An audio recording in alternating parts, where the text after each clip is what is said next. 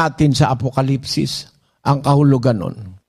Sa Apokalipsis 1:17. At nang siya'y aking makita, ay nasuba-suba kong waring patay sa kaniyang paanan. At ipinatong niya sa akin ang kaniyang kanang kamay na sinasabi, "Huwag kang matakot, ako'y ang una at ang huli, at ang nabubuhay, at ako'y namatay, at narito, ako'y nabubuhay magpakailanman, at nasa akin ang mga susi ng kamatayan at ng Hades." Kita mo, si Kristo ito eh.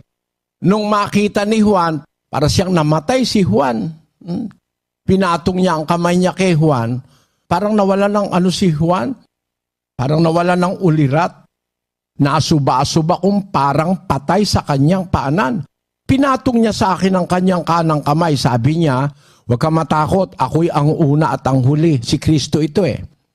At ako ang nabubuhay, at ako'y namatay, at narito, ako'y nabubuhay magpakailanman. Kaya nung mamatay siya, binuhay siyang maguli, yun ang pruweba na talagang totoo na may buhay na walang hanggan. Kasi nung mabuhay siya maguli, hindi na uli mamamatay. Ako'y nabubuhay na magpakailanman, sabi ng Panginoong Hesus kay Juan. Kaya kung babalikan mo uli yung gawa ng mga apostol, at dinadalhan namin kayo ng mabubuting balita ng pangakong ipinangako sa mga magulang, yung buhay na walang hanggan, 33, na tinupad din ng Diyos sa ating mga anak, na hanggang sa atin, tagus yung pangako sa mga magulang, kay Abraham, kay Isaac, kay Jacob, hanggang sa mga anak ng Israelita, na tinupad din ng Diyos sa ating mga anak, nang buhayin niyang maguli si Jesus, gaya naman ng nasusulat sa 2 awit. "Ikaw ay aking anak, sa araw na ito ipinanganak kita." Di ang kausap yung anak. Tapos na ba ron? Tuloy mo, kapatid. At tungkol sa muling binuhay niya, upang, sino yung muling binuhay niya? Si Kristo. Tungkol sa muling binuhay niya, upang ngayon at kailan may huwag nang magbalik sa kabulukan. Para from now and forever, hindi na uli mamamatay ang kanyang binuhay na anak mula sa patay. Ay nagsalita siya ng ganito, "Ibibigay ko sa iyo ang banal at tunay na mga pagpapala ni David, sapagkat sinabi rin niya sa ibang awit, hindi mo ipagkakaloob na iyong banal ay makakita ng kabulukan." Kaya nga hindi nabulok si Kristo eh. On the third day, ibinangon siyang maguli ng Diyos para patunayan na ang kanyang pangako na buhay na walang hanggan sa mga magulang at sa mga anak ng mga magulang na Israelita magaganap hanggang sa kanilang kaanak-anakan, sa kaapu-apuhan. Na yung pangako na yon hindi nagbabago. Kasi hindi naman nagsisinungaling ang Diyos. At ang unang pinangakuan nito ay sino? Sino? Si Abraham at ang binhi ni Abraham na si Kristo na anak ng Diyos. Basahin natin ang 3:16 ng Galacia. Pakinggan nyo.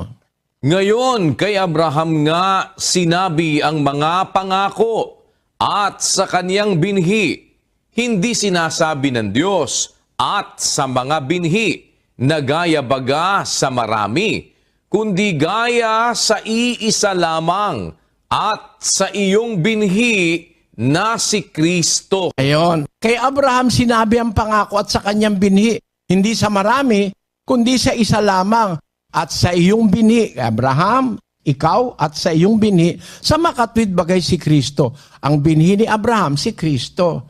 Pinangakuan si Abraham ng buhay na wala hanggan, pinangakuan din yung binhi ni Abraham na si Kristo, na anak ng Diyos, na ipinanganak ng Diyos, tinawag na binhi ni Abraham dahil nagkatawan tao.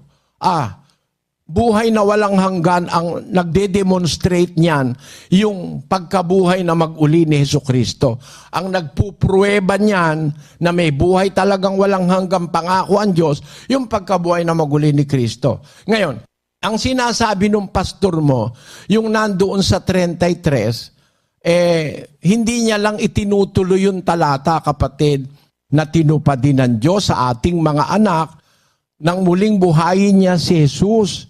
Gaya naman ang nasusulat sa 2 awit. Ikaw ay aking anak, sa araw na ito ipinanganak kita. Yung anak kasi ng Diyos, ano yun eh? Immortal yun eh. Ang Diyos ay immortal eh. Yung anak ng Diyos, immortal din yun. Hindi mamamatay yun eh. Kaya lang mamamatay yun dahil nagkatawan tao. Ngayon, ang ibig sabihin ng pastor mo, ang ibig sabihin ng ikaw ay aking anak, ikaw ay aking ipinanganak ngayon eh. Yung mamamatay siya at mabubuhay maguli. Ang layo naman pakahulugan nun. Ang ibig sabihin ng pastor mo, yung kahulugan ng ikaw ay aking anak, ikaw ay aking ipinanganak sa araw na ito, naging anak kita, ay ibig sabihin mabubuhay maguli si Kristo.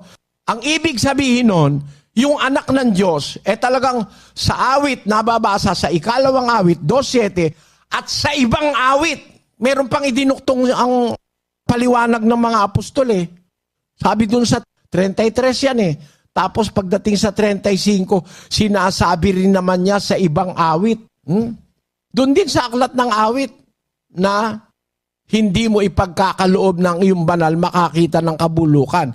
Banal yun, anak ng Diyos yun Immortal yun kung pag-uusapan immortalidad Kasi, espiritu yun, di naman mamamatay yun kaya nung magkatawan tao siya, kailangan i-demonstrate ng Diyos na talagang ang buhay na wala hanggang totoo. Kaya binuhay niya siya muli sa mga patay, ang Panginoon Kristo. Hindi para patunayan na ang ibig sabihin ipinanganak siya bubuhay siya maguli. Hindi.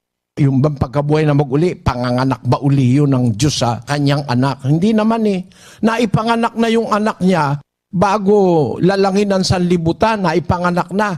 Kung anak niya yan, banal ng Diyos yan, ang tawag sa Biblia, the Holy One of God. Banal ng Diyos. Hindi makakakita ng kabulukan. Unang-una, pribilehiyo ng anak yun dahil ang nanganak sa kanya, immortal. Para sabihin mo na hindi totoong nanganak na literal, saan ka nakabasa sa Biblia na hindi totoo ang sinasabi ng awit? Na awit ni David? Aking sasaysayin ang tungkol sa pasya. Sinabi ng Panginoon sa akin, ikaw ay aking anak. Sa araw na ito, pinanganak kita. Hindi lang naman si David ang nagsabi niyan. Sinabi rin niya ni Juan. Sa 1:18 ng Juan, ang sabi ron, siya'y ipinanganak ng Diyos. Walang taong nakakita kailanman sa Diyos. Ang bugtong na Diyos na nasa sinapupunan ng Ama. Bugtong na Diyos yan Ibig sabihin ng bugtong, the only begotten God sa English. At dun sa Grego, napakaliwanag. Ang sabi sa Grego, Theon odis ioraken pupote monogenes theos. Oon eiston kolpon to patros ekenos exegesato. Ang sabi, monogenes theos, kaisa-isang ipinanganak na Diyos. The only begotten God, yung mono, ay ibig sabihin nun, kaisa-isa, natatangi. Monogenes theos.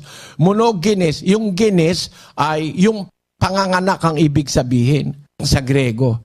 Siya yung kaisa-isang ipinanganak na Diyos.